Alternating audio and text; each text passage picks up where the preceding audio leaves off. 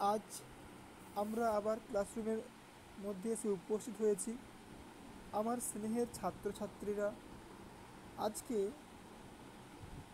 আলোচনা করব একাদশ শ্রেণীর প্রথম সেমিস্টারের অন্তর্গত চারণ কবি থেকে এমসিকিউ আলোচনা করব, যেগুলো তোমাদের পরীক্ষায় আসবে। খুব গুরুত্বপূর্ণ প্রশ্ন নিয়ে আজ প্রথম পর্ব আলোচনা করছি। তো তোমরা প্রথম থেকে শেষ পর্যন্ত দেখতে থাকো এবং লাইক, কমেন্ট, শেয়ার এবং সাবস্ক্রাইব করতে একদম ভুলবে না। নিজে দেখো এবং অপরকে দেখতেও সাহায্য করো। চলো শুরু করা যাক। প্রথম প্রশ্ন ছিল, চারণ কবি কার লেখা?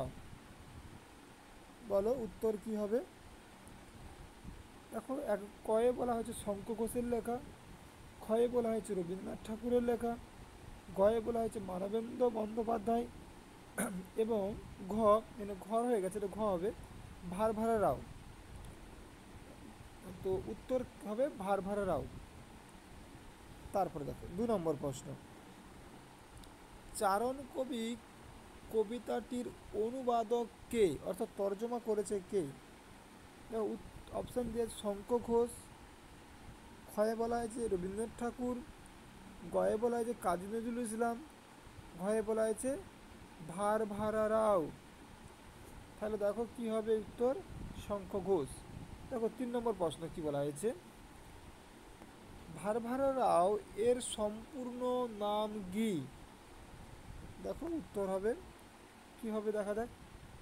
এক নম্বর কয়ে বলা হয়েছে প্যান্ডেলা ভারভারা রাও, ক্ষয়ে বলা হয়েছে মাইকেল মধুসূদন দত্ত, গয়ে বলা হয়েছে পেন্ডালা কার ভাবা রাও, ঘয়ে বলা হয়েছে চারণ কবি। তাহলে উত্তর হবে ক, ঠিক হয়ে যাবে, পেন্ডোলা ভারভারা রাও। এবার আসছি আমরা চতুর্থ প্রশ্ন, ভারভারা রাও কোন ভাষার কবি? কয়ে বলা হয়েছে তামিল, ক্ষয়ে বলা হয়েছে তেলেগু, গয়ে বলা হয়েছে ফরাসি এবং ঘয়ে বলা হয়েছে পাঞ্জাবি। উত্তর হবে কি বলো? উত্তর হবে তামিল। নেক্সট পরের প্রশ্ন আসছি আমরা 5 নম্বর প্রশ্ন নিয়ে আলোচনা করব। আচ্ছা, 5 নম্বর প্রশ্ন কি বলছে? আর যারা পারবে আগে থেকে কমেন্ট করে দাও। 5 নম্বর হচ্ছে, চারণ কবি কোন কাব্যগ্রন্থের অন্তর্গত?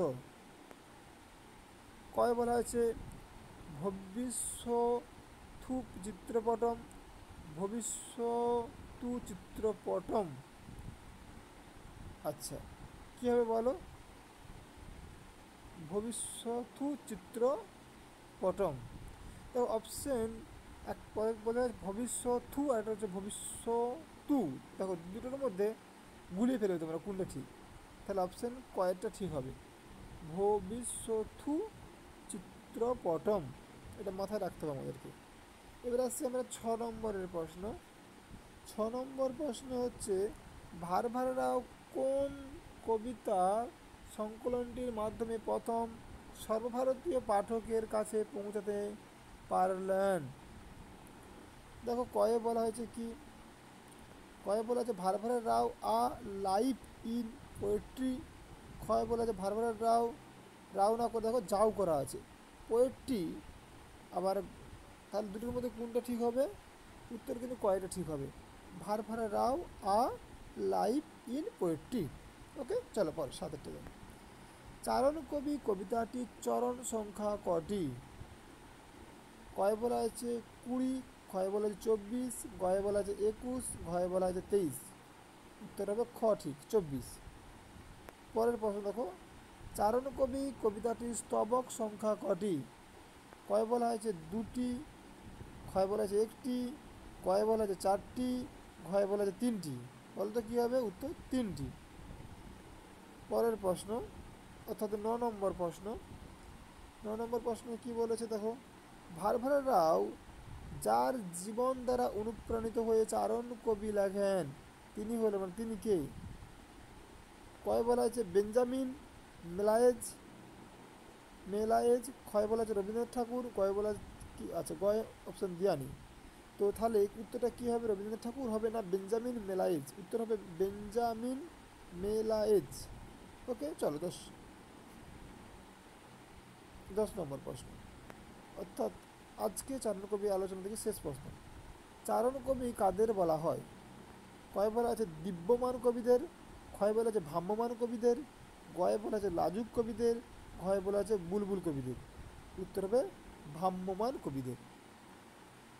থ্যাংক ইউ সো মাচ এতক্ষণ শোনার জন্য, অসংখ্য ধন্যবাদ। এইভাবে সঙ্গে থাকবে, পাশে থাকবে, নিজে দেখবে এবং অপরকে দেখতেও সাহায্য করবে। চলো আজ এই পর্যন্ত, পরবর্তী ক্লাসে আবার দেখা হবে।